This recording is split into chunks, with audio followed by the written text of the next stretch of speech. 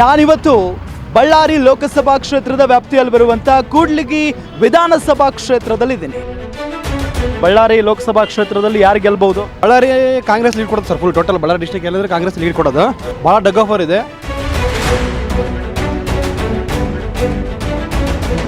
BJP ಒಂದು ಸೋತಿರೋ ಕಾರಣ, but ಆ ಗ್ಯಾರಂಟಿಯಿಂದ ಜನನೇ ಇದು ಮಾಡಿದ್ದಾರೆ. ಬಟ್ ಇದು MP ಎಲೆಕ್ಷನ್ ಮಾತ್ರ ರಾಮುಲು ಅನ್ನೋರು ಬಂತಾರೆ, ಖಂಡಿತ ಬರುತ್ತೆ. ದೇಶ ಅಂತ ಬಂದಾಗ ನಾವು ದೇಶ ರಕ್ಷಣೆ ನೋಡ್ಕೋಬೇಕು, ಒಂದು ರಾಜ್ಯದ ಮುಖ್ಯ ಅಲ್ಲ.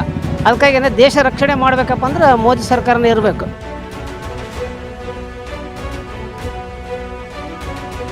ಬಿಜೆಪಿ ಬರ್ಬೇಕು. ಕಣಕಣದಲ್ಲಿ ಕೇಸಿನೇ ಬರ್ಬೇಕು.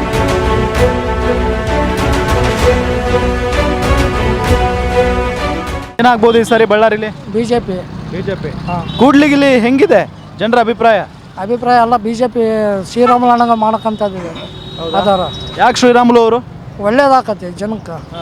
ಕಾಂಗ್ರೆಸ್ ಅವ್ರು ಬಂದಾರ ಏನು ಮಾಡಿಲ್ಲ, ಬರೀ ಹೆಣ್ಮಕ್ಳಿಗೆ ಯಾರಿಗೆ ಮಾಡ್ಯಾರ, ಗಂಡು ಮಕ್ಳಿಗೆ ಏನು ಮಾಡಿಲ್ಲ. ಅಲ್ಲ, ಹೆಣ್ಮಕ್ಳಿಗೆ ಒಂದೇ ಮಾಡ್ಯಾರ. ಬಸ್ ಫ್ರೀ, 2,000 ರೂಪಾಯಿ ರೊಕ್ಕ. ಗಂಡು ಮಕ್ಳಿಗೆ ಏನೇನು ಮಾಡಿಲ್ಲ.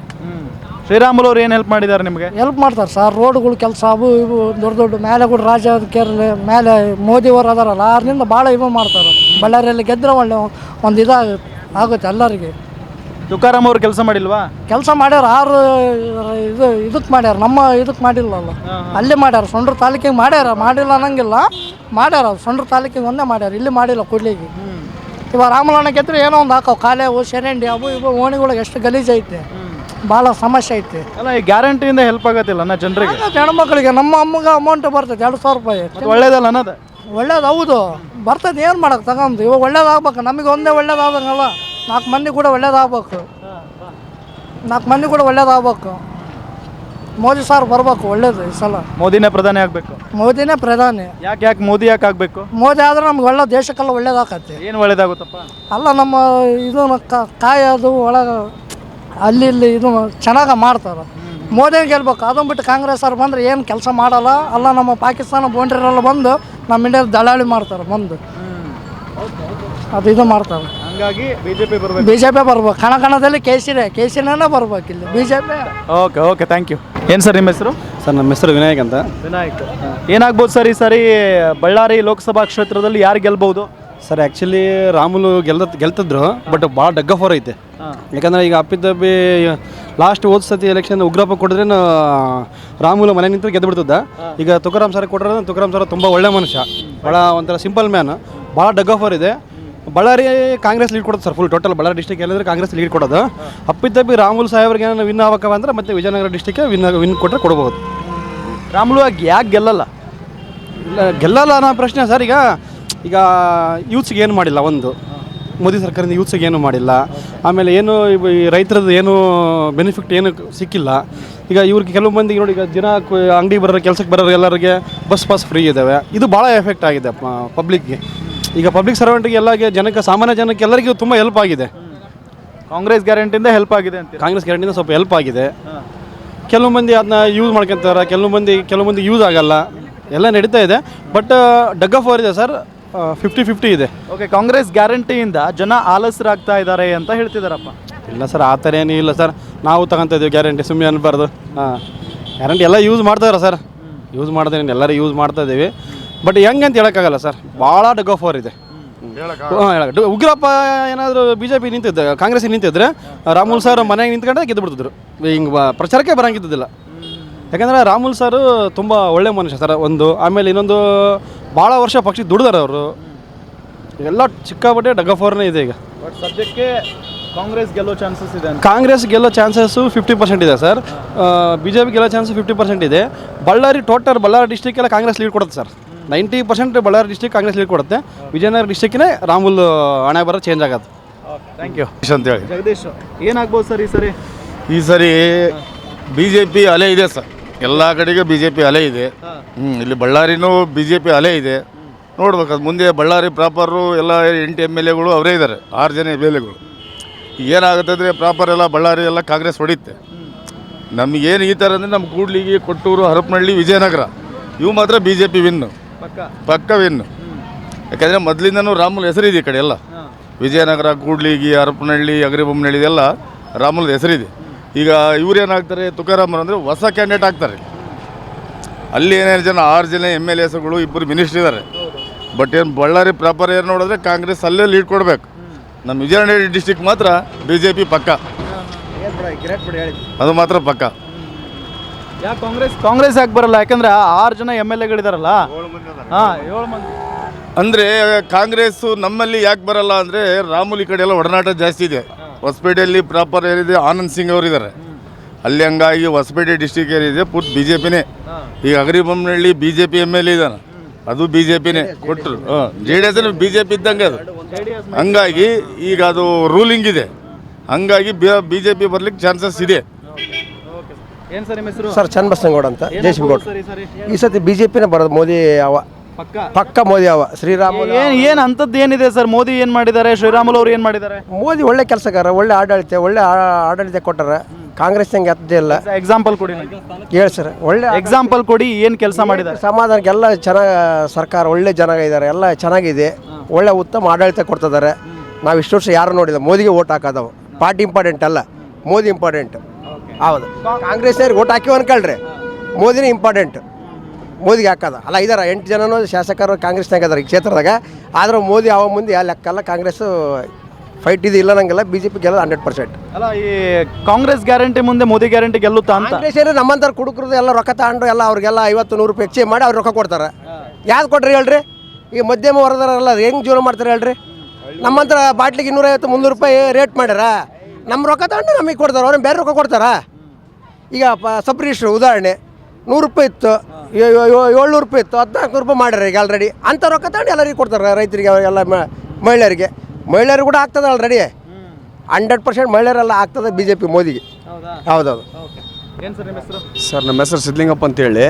ಫಸ್ಟ್ ಹಳ್ಳಿಗಳಾಗ ಎಣ್ಣೆ ಮಾರೋದು ನಿಲ್ಸಕ್ಕೆ, ಸರಾಯಿ ಮಾರೋದು, ಹೆಣ್ಣು ಕೊಡ್ತಾ ಇಲ್ಲ. ಅಕ್ಕಪಕ್ಕ ಮನೆಗೆ ಹೋಗಾರ ಏನಪ್ಪ ಇದು ಕುಡಿತಾನೆ ಏನಂತ ಕೇಳ್ತಾರೆ, ಕುಡಿತಾನಂತಾರೆ. ಆಮೇಲೆ ಹೆಣ್ಣು ಕೊಡಲ್ಲ ಅವ್ರಿಗೆ. ಹೆಂಗೆ ಇದು ಜೀವನ? ಇವರು ಕಾಂಗ್ರೆಸ್ನವರು ಎಲ್ಲ ಹಿಂಗೆ ಮಾಡಿದ್ರೆ ಹೆಂಗೆ? ಎಣ್ಣೆ ಕೊಡಲ್ಲ. ಫಸ್ಟ್ ಹಳ್ಳಿಯಾಗ ಎಣ್ಣೆ ತೆಗಿಯಕ್ಕೆ, ಸಿಟಿಯಾಗ ಹಾಕಿರುವಲ್ವ ಅಕ್ಕ. ಹಳ್ಳಿಯಾಗ ಎಣ್ಣೆ ತೆಗೆದ್ರೆ ಗಂಡು ಮಕ್ಕಳಿಗೆ ಇವು ಕನ್ಯೆ ಸಿಗ್ತಾವೆ, ಇಲ್ಲಾಂದ್ರೆ ಕನ್ಯೆ ಸಿಗಲ್ಲ. ಇವರ ಕಾಂಗ್ರೆಸ್ನವರ ಹಳ್ಳಿಯಾಗ ಜೋರು ಮಾಡಿಬಿಟ್ರ, ಮಾರಕ್ಕಾಗಿ ಡ್ರಿಂಕ್ಸ್ ಮಾರಕ್ಕಾಗಿ ಅವರ ಜೋರು ಮಾಡಿಬಿಟ್ರ. ಇವಾಗ ಇದಂತೂ ಪಕ್ಕ ನ್ಯೂಸ್. ಏನು ನಿಮ್ಮ ಪ್ರಕಾರ ಏನಾಗ್ಬೋದು? ಯಾರು ಗೆಲ್ಬೋದು? ರಾಮುಲು 100% ರಾಮುಲು. ನಾವು ಬೇಕಾದ್ರೆ ಬೆಟ್ ಕಟ್ತು. ನಾನು ಹೋದ ಸಲ ನಾವು ಇಲ್ಲಿ ಕಾಂಗ್ರೆಸ್ಗೆ ಮಾಡಿದ್ದು, ನಮ್ಮ ಲೋಕಲ್ MLA ಇರಲ್ಲ ಅಂತಲೇ ಮಾಡಿದ್ವಿ. ಈ ಸಲ ಮಾಡಲ್ಲ. ಯಾಕೆ ಮಾಡಲ್ಲ ಅಂದ್ರೆ ನಮಗೆ ಮೇಲೆ ಮೋದಿ ಬೇಕು. ಅದ್ರ ಹೆಚ್ಚಿಗಾಗಿ ನಾವು ಮಾಡಲ್ಲ. ನಾವು ಒಟ್ಟ ಕಾಂಗ್ರೆಸ್ಗೆ ಹಾಕಿರೋದು. ಲೋಕಲ್ MLA ಒಂದು ಸಲ ತೋರ್ಸಕ್ಕಂತ ಹೇಳಿ ನಾವು ಮಾಡೀವಿ. ನೆಕ್ಸ್ಟ್ ಸಲ ಏನೈತೆ ಗೊತ್ತಲ್ಲ. ಓಕೆ ಸರ್, ಒಟ್ಟು ನೋಡ್ರಿ, ಹಳ್ಳಿಯಾಗ ಸರಾಯಿ ಮಾತ್ರ ತೆಗಿಸ್ಲೇಬೇಕು, ಇಲ್ಲಾಂದ್ರೆ ಹೆಣ್ಣು ಸಿಗಲ್ಲ ನಮಗೆ. ಹಲೋ, ಈಗ ದೇಶ ಅಂತ ಬಂದಾಗ ನಾವು ದೇಶ ರಕ್ಷಣೆ ನೋಡ್ಕೋಬೇಕು, ಒಂದು ರಾಜ್ಯದ ಮುಖ್ಯ ಅಲ್ಲ. ಅದಕ್ಕಾಗಿಯೇ ದೇಶ ರಕ್ಷಣೆ ಮಾಡಬೇಕಪ್ಪ ಅಂದ್ರೆ ಮೋದಿ ಸರ್ಕಾರನೇ ಇರಬೇಕು. ನೋಡಿ, ಈಗ ಅನೇಕ ಗಲಾಟೆಗಳು ಇತ್ತೀಚಿನ ದಿನಗಳಲ್ಲಿ ಸಾಕಷ್ಟು ಕರ್ನಾಟಕದಲ್ಲಿ ಆಗಿರ್ತಕ್ಕಂಥ ಎಲ್ಲ ಗಲಭೆಗಳು ನೋಡಿದಿರಿ ನೀವು. ನಿಮಗೂ ಗೊತ್ತಿದೆ, ಎಲ್ಲರಿಗೂ ಗೊತ್ತಿದೆ. ಅವು ಎಲ್ಲವೂ ಕೂಡ ಹಿಂದೂಗಳ ವಿರುದ್ಧ ಆಗಿರ್ತಕ್ಕಂಥ ಗಲಭೆಗಳವು. ಹೌದಾ? ಆ ಒಂದು ಹಿತದೃಷ್ಟಿಯಿಂದ ಕೂಡ ನಾವು ಅಲ್ಲಿ ಮೋದಿಗೆ ಸಪೋರ್ಟ್ ಮಾಡಿದರೆ ಮುಂದಿನ ದಿನಗಳಲ್ಲಿ ನಮಗೆ ಇಡೀ ಭಾರತೀಯರನ್ನು ಒಂದು ಸುರಕ್ಷಿತವಾಗಿ ತೆಗೆದುಕೊಂಡು ಹೋಗ್ತಕ್ಕಂಥ ಮಹಾನ್ ವ್ಯಕ್ತಿ ಅಂದರೆ ಒಬ್ಬ ದೇವಮಾನವ ಅಂದರೂ ಕೂಡ ತಪ್ಪಾಗಲ್ಲ. ಆ ಮೋದಿ ಬಗ್ಗೆ ಅವರಲ್ಲಿ ಅಂಥ ವಾಕ್ಚಾತುರ್ಯ ಇದೆ, ದೈವ ಭಕ್ತಿ ಇದೆ. ಎಲ್ಲ ಆ್ಯಂಗಲಲ್ಲಿ ನೋಡಿದ್ಕೊಂಡು ಇವತ್ತು ನೋಡ್ರಿ, ಒಬ್ಬ ಸಾಮಾನ್ಯ ಗ್ರಾಮ ಪಂಚಾಯತಿ ಅಧ್ಯಕ್ಷ ಆಗಿರೋನು ಕೂಡ ಒಂದು ಕೋಟ್ಯಾನುಗಟ್ಟಲೆ ಮನೆ ಕಟ್ಸ್ಕೊಂಡಿರ್ತಾರೆ, ಒಬ್ಬ ಸಣ್ಣ ಇದ್ರ. ಆದರೆ ಇವತ್ತು ಮೋದಿ ಇರ್ತಕ್ಕಂಥವ್ರು ಅವ್ರ ಮನೆ ನೋಡಿದ್ರೆ ಅವ್ರ ಒಂದು ಜನತಾ ಮನೆ ಐತೆ ಅವ್ರದ್ದು ಮನೆ. ಹೌದಾ? ಅದನ್ನೆಲ್ಲ ನೋಡ್ಕೊಂಡ್ರೆ ಆತ ದುಡಿತಕ್ಕಂಥದ್ದು ನಮಗಾಗಿ, ಭಾರತೀಯರಿಗಾಗಿ, ಭಾರತೀಯ ಪರಿವಾರ ಅಂತ ಹೇಳ್ಬಿಟ್ಟಾರೆ. ಹೌದಾ?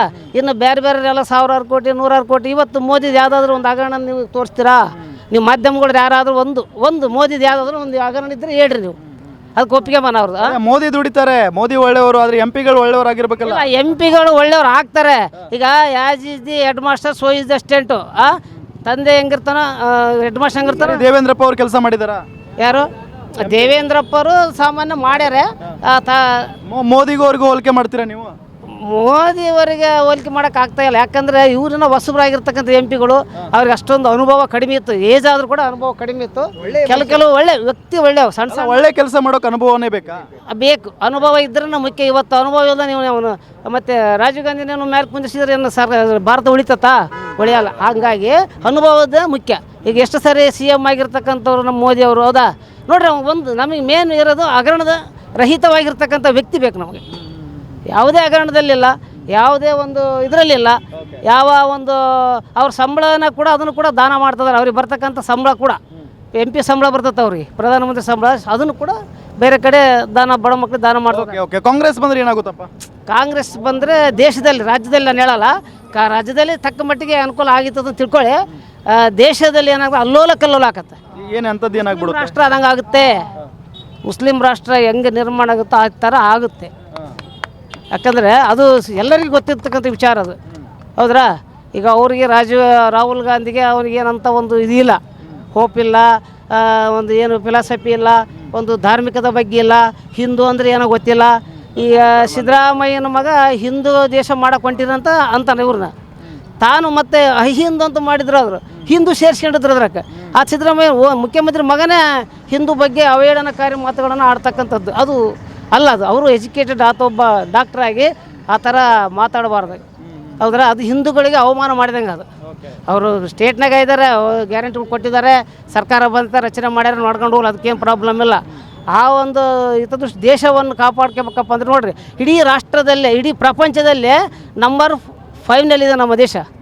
ಆರ್ಥಿಕವಾಗಿ, ಸಾಮಾಜಿಕವಾಗಿ, ಧಾರ್ಮಿಕವಾಗಿ, ಎನಿವನ್ ಆಲ್ರೌಂಡ್ ಎಲ್ಲದರಲ್ಲಿ ಕೂಡ ನಮ್ಮ ದೇಶ. ಆಮೇಲೆ ರಕ್ಷಣೆಯಲ್ಲಿ ಇವತ್ತು ಎಲ್ಲ ದೇಶಗಳು ನಮ್ಮ ದೇಶದ ರಕ್ಷಣೆಯನ್ನು ಕೇಳ್ತಿದ್ದಾರೆ. ಇವತ್ತು ರಷ್ಯಾ, ಅಮೇರಿಕಾ ಈ ದೇಶಗಳೆಲ್ಲ ನಮ್ಮ ಸಲಹೆ ಪಡಿತಿದ್ದಾರೆ. ನೋಡಿ, ಕೆಲವು ದೇಶಗಳು ದಿವಾಳಿಯಾಗಿ ಹೋಗಿದ್ದಾರೆ. ಅವರು ಕೂಡ ನಮ್ಮ ದೇಶದಲ್ಲಿ ಆರ್ಥಿಕ ಸಬಲತೆಯನ್ನು ಹಾಕ್ಕೊಳ್ಳೋಕ್ಕೆ ಸಾಲವನ್ನು ಕೇಳ್ತಾರೆ. ನಮ್ಮ ದೇಶದವ್ರು ನೋಡ್ಕೊಳ್ತಿದ್ದಾರೆ. ನೋಡಿ, ಶ್ರೀಲಂಕಾ ಆಯಿತು, ಅಲ್ಲಿಗೆ ಎಷ್ಟು ಹೆಲ್ಪ್ ಮಾಡಿದ್ರು. ಶ್ರೀಲಂಕಾ ಮುಡಿಗೋಯ್ತಲ್ಲ, ಹೆಂಗಾಯ್ತು ಒಂದೇ ಸರಿ ಹಾಂ. ಪಾಕಿಸ್ತಾನಕ್ಕೆ ಕೂಡ ಸಹಾಯ ಮಾಡ್ತಾರೆ. ವಿರೋಧಿ ದೇಶ ಅಂದರೂ ಕೂಡ ಸಹಾಯ ಮಾಡ್ತಾರೆ. ಅದು ಮನುಷ್ಯತ್ವ. ಅಂಥ ಮನುಷ್ಯತ್ವ ಇರ್ತಕ್ಕಂಥ ಒಬ್ಬ ಮಹಾನ್ ವ್ಯಕ್ತಿ ಅಂದರೆ ಭಾರತದಲ್ಲಿ ಒನ್ ಮ್ಯಾನ್ ಅಂದರೆ ಮೋದಿಜಿ. ಫೈನಲಿ ಬಳ್ಳಾರಿ ಕ್ಷೇತ್ರಕ್ಕೆ ಬಂದ್ಬಿಡೋಣ. ಎಷ್ಟು ಲೀಡಿಂದ ಗೆಲ್ತಾರೆ ರಾಮುಲು? ಇಲ್ಲ ಇಲ್ಲ, ಫೈಟ್ ಇದೆ ಅವ್ರದ್ದು. ಅವರು ಚೆನ್ನಾಗಿದ್ದಾರೆ, ಆದರೂ ಗೆಲ್ತದಂತ ಎಲ್ಲರ 100% ಗೆಲ್ಲೋದು ಗ್ಯಾರಂಟಿ. 5 ವರ್ಷ BJP ಗೆಲ್ತದೆ. ಹಾಂ, ಫೈಟ್ ಇದೆ, BJP ಗೆಲ್ತತೆ. ಖಂಡಿತ BJP ಗೆಲ್ತೆ. 100% BJP ಗೆಲ್ತತೆ. ವೀಕ್ಷಕರೇ, ನೋಡಿದ್ರಲ್ಲ, ಇದು ಕೂಡ್ಲಿಗಿ ವಿಧಾನಸಭಾ ಕ್ಷೇತ್ರದ ಮತದಾರರ ಅಭಿಪ್ರಾಯ. ಅಂದರೆ ಭಾಳಷ್ಟು ಸಂಖ್ಯೆಯಲ್ಲಿ ಜನ ಹೇಳ್ತಾ ಇರೋದಿಷ್ಟೇ, ನಾವು ಮೋದಿಯನ್ನು ನೋಡಿ ವೋಟ್ ಮಾಡ್ತೀವಿ. ಇಲ್ಲಿ ಶ್ರೀರಾಮುಲು BJP ಅಭ್ಯರ್ಥಿ ಇರ್ಬೋದು, ಆದರೆ ಮೋದಿಯನ್ನು ನೋಡಿ ವೋಟ್ ಮಾಡ್ತೀವಿ ಅಂತ ಹೇಳ್ತಾ ಇದ್ದಾರೆ ಕೆಲವರು. ಆದರೆ ಇನ್ನೂ ಕೆಲವರು ಹೇಳ್ತಾ ಇದ್ದಾರೆ ಇಲ್ಲಿ 50-50 ಅಂದರೆ ಬಿಗ್ ಫೈಟ್ ಇದೆ ಈ ಕ್ಷೇತ್ರದಲ್ಲಿ. ಯಾರು ಬೇಕಾದರೂ ಗೆಲ್ಲಬಹುದು, ಯಾರು ಬೇಕಾದರೂ ಸೋಲ್ಬಹುದು ಅನ್ನೋ ನಿಟ್ಟಿನಲ್ಲಿ ಕೂಡ್ಲಿಗಿ ವಿಧಾನಸಭಾ ಕ್ಷೇತ್ರದ ಮತದಾರರು ತಮ್ಮ ಅಭಿಪ್ರಾಯವನ್ನು ತಿಳಿಸಿದ್ದಾರೆ. ಇದು ಈ ಕ್ಷೇತ್ರದ ಅಭಿಪ್ರಾಯ. ಆದರೆ ಮುಂದಿನ ಕ್ಷೇತ್ರಕ್ಕೆ ಹೋಗೋಣ, ಅಲ್ಲಿನ ಜನರ ಅಭಿಪ್ರಾಯವನ್ನು ಸಂಗ್ರಹಿಸೋಣ. ಗ್ಯಾರಂಟಿ ನ್ಯೂಸ್, ಸುದ್ದಿ ಖಚಿತ, ನ್ಯಾಯ ನಿಶ್ಚಿತ.